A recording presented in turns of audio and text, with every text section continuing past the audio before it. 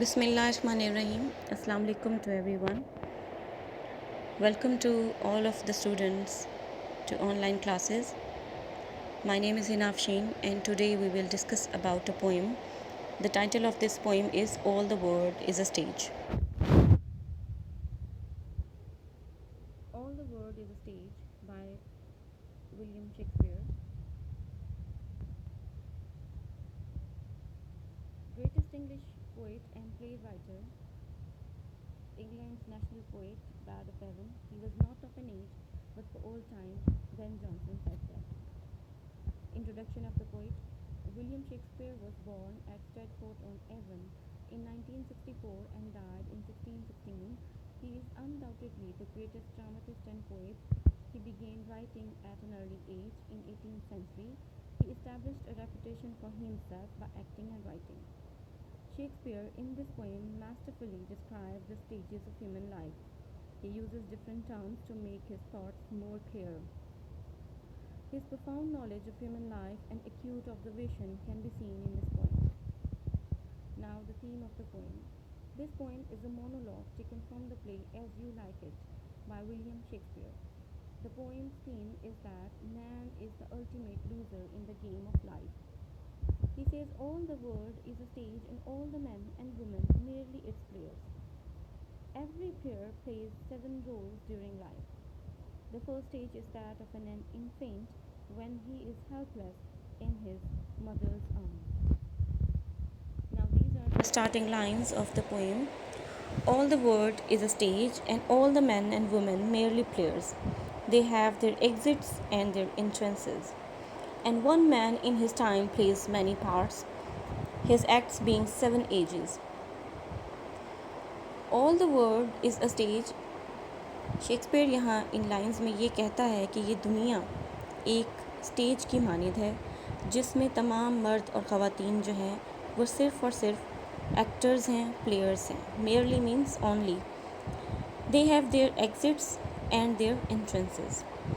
यहाँ वो एग्ज़िट भी होते हैं थ्रू डेथ एंड एंट्रेंस होते हैं with birth.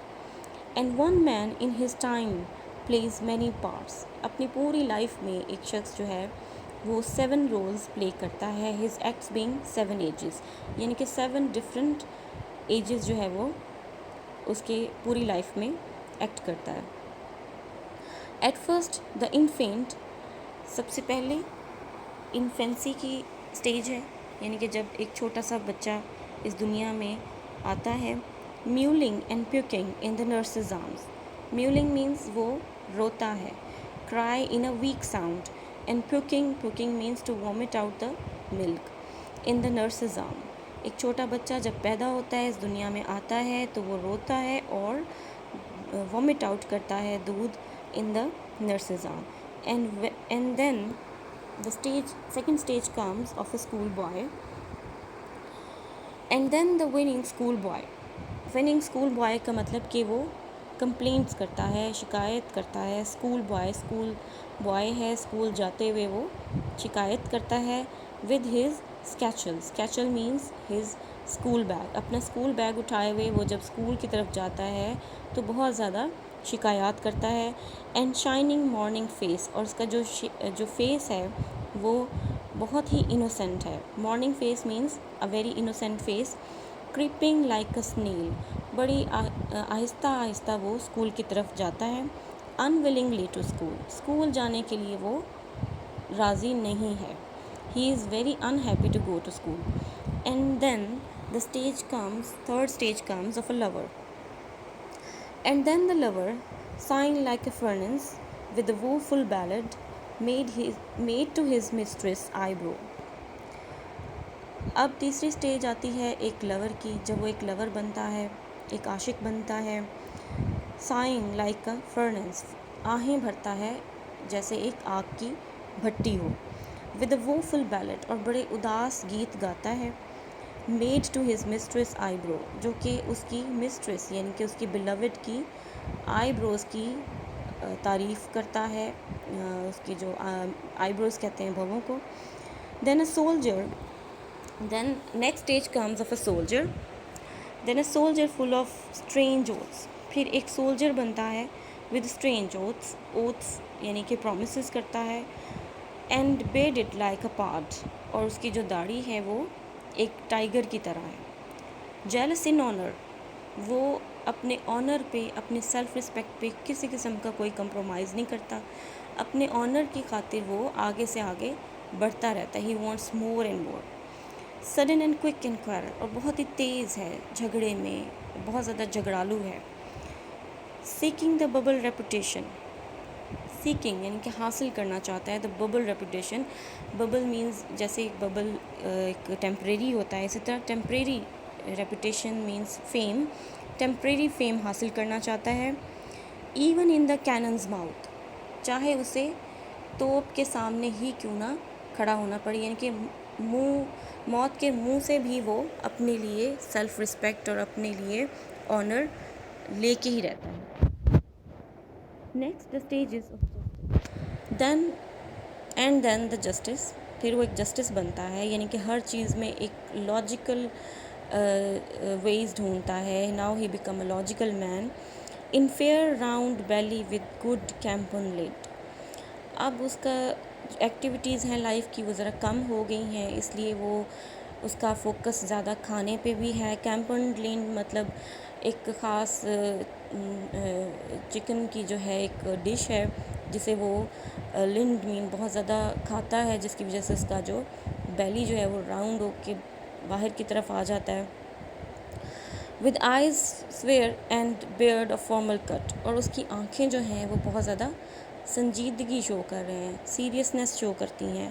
And beard of a formal cut, اور اس نے ایک فارمل کٹ کی, ایک رسمی خط کی اس نے اپنی داڑھی رکھ لی ہے. فل آف وائز ساز اینڈ ماڈرن انسٹنسز, اب اس کی بات چیت میں, اس کی کنورسیشن میں بہت زیادہ وہ پرووربز یوز کرتا ہے. ساز مین پرووربز یوز کرتا ہے, وائز مینز بڑے ہی عقل مندانہ, اینڈ ماڈرن مینز کے بہت ہی جدید قسم کے. انسٹنسز ایگزامپلز دیتا ہے, انسٹنسز مین ایگزامپلز مثالیں دیتا ہے. And so he please his part, اور اس طرح سے وہ اپنا کردار نبھاتا ہے. The sixth age shifts into the lean and slippered pantaloon. اب جو یہ چھٹی سٹیج ہے, یہ سٹیج ہے جس میں ایک انسان جو ہے وہ اب کمزور ہو چکا ہے. اب اس کا جسم جو ہے اس طرح سے توانا نہیں ہے, انرجیٹک نہیں ہے. اینڈ سلپرڈ, اب وہ زیادہ تر لوز جوتے پہنتا ہے, سلپر ٹائپ شوز پہنتا ہے. پینٹلون, اور لوز پینٹس یعنی کہ پجامہ ٹائپ پینٹس پہنتا ہے.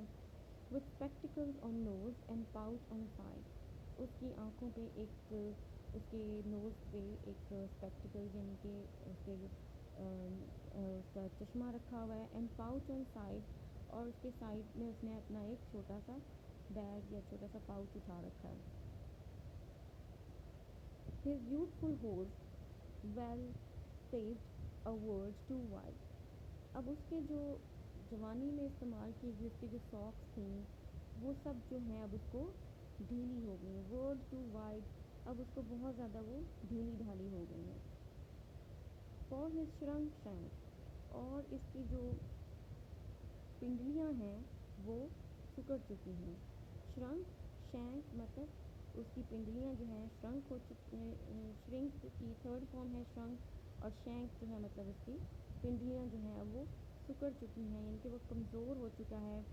And his big manly voice turning again toward childish treble thighs, اور اس کی جو ایک بہت ہی مردانہ آواز تھی وہ اب تبدیل ہو گئی ہے turning again toward childish treble, یعنی کہ بچوں کی طرح وہ کپ کپاتے ہوئے, ٹریبل مینس کپ کپاتے ہوئے بولتے ہیں. پائپس مطلب کہ جب وہ بولتا ہے تو وہ بولتے ہوئے اس کی وسلنگ ہوتی ہے, کیونکہ اس کے آگے والے دانت نہیں ہیں, تو جب وہ بولتا ہے تو وسلنگ ساؤنڈ آتی ہے. And whistles in his sound, اور اس کی آواز میں سیٹیاں بجتی ہیں. Last scene of all, last scene of all that ends this strange eventful history in second childishness and mere oblivion. Sans teeth, sans eyes, sans taste, sans everything.